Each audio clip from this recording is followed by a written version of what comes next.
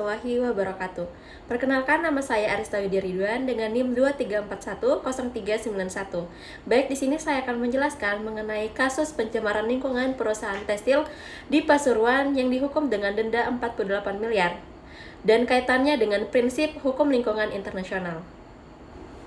Penegakan hukum bagi perusahaan atau industri besar sering mendatangkan kekhawatiran bagi pemerintah terkait dampak dinamika politik, ekonomi, tenaga kerja, hingga pajak. Belum lagi relasi atau jejaring yang perusahaan bangun dengan politisi misalnya. Itu kendala penegakan hukum kasus lingkungan selama ini. Sanksi yang dijatuhkan belum sepenuhnya dilaksanakan pihak tergugat, karena dalam praktiknya, denda yang dimenangkan KLHK hanya di atas kertas. Bahkan, dana ganti rugi menjadi pendapatan negara bukan pajak, yang belum tentu digunakan untuk memulihkan lingkungan akibat pencemaran tersebut. Fleksibilitas itu banyak sekali diberikan kepada perusahaan, seolah menang di atas kertas, tetapi uang tidak pernah masuk ke kas negara untuk pemulihan lingkungan. PT SS, perusahaan tekstil di Pasuruan, diadili atas pencemaran lingkungan setelah membuang limbah berbahaya ke sungai. Dampaknya termasuk pencemaran air yang mengganggu kualitas hidup warga sekitar.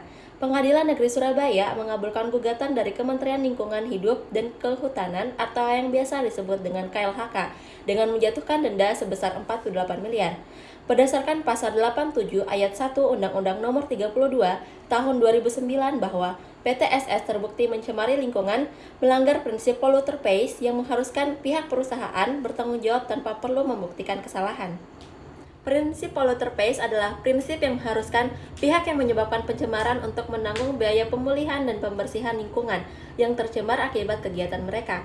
Dalam kasus PT SS, perusahaan yang terbukti mencemari lingkungan dengan membuang limbah berbahaya ke sungai telah dikenakan denda yang seharusnya digunakan untuk memulihkan lingkungan yang rusak. Denda sebesar 48 miliar mengacu pada prinsip ini, di mana perusahaan bertanggung jawab atas kerusakan yang disebabkan oleh aktivitas industri mereka. Meskipun ini langkah positif, penerapan prinsip polluter pays di Indonesia masih sering kurang efektif, terutama dalam hal pemantauan dan penggunaan dana untuk pemulihan lingkungan. Pemerintah harus memastikan bahwa dana tersebut benar-benar dialokasikan untuk perbaikan lingkungan, bukan sekedar menjadi pendapatan negara.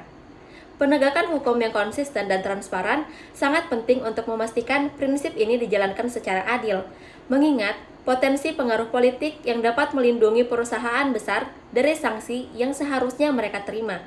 Penerapan yang lebih tegas terhadap polluter pays principle akan meningkatkan akuntabilitas perusahaan dan memberikan efek jera, memastikan bahwa mereka lebih berhati-hati dalam mengelola limbah di mereka di masa depan dan menanggung biaya penuh atas kerusakan yang mereka timbulkan. Selain melanggar prinsip polluter pays, kasus ini juga melanggar Undang-Undang Perlindungan Lingkungan yang terdapat dalam pasal 87 ayat 1 Undang-Undang Nomor 32 Tahun 2009 yang menegaskan bahwa setiap usaha atau kegiatan yang berpotensi mencemari lingkungan harus mengelola limbah dengan baik. PT SS gagal memenuhi kewajiban ini dengan membuang limbah berbahaya ke sungai yang mengakibatkan pencemaran serius pada ekosistem dan kualitas air yang digunakan oleh masyarakat sekitar.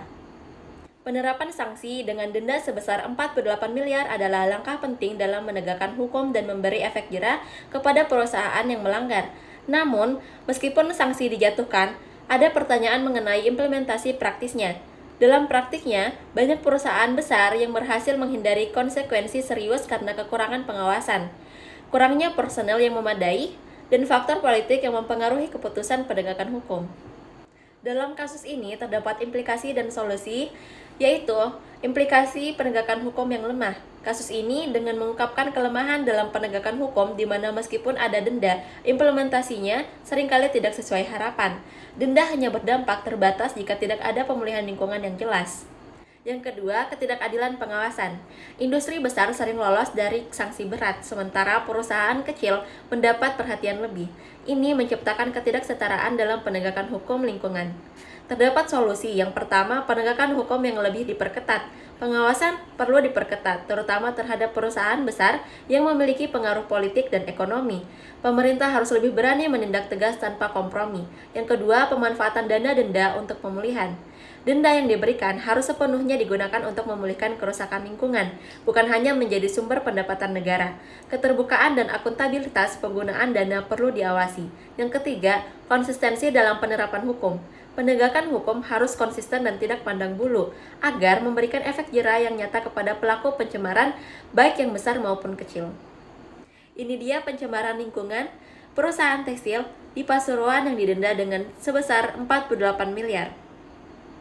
Baik, kesimpulan dalam kasus ini bahwa kasus ini melanggar prinsip polluter pays, dan kasus PTSS juga menunjukkan betapa pentingnya penegakan hukum lingkungan yang tegas dan konsisten, terutama terhadap industri besar yang seringkali terhindar dari sanksi.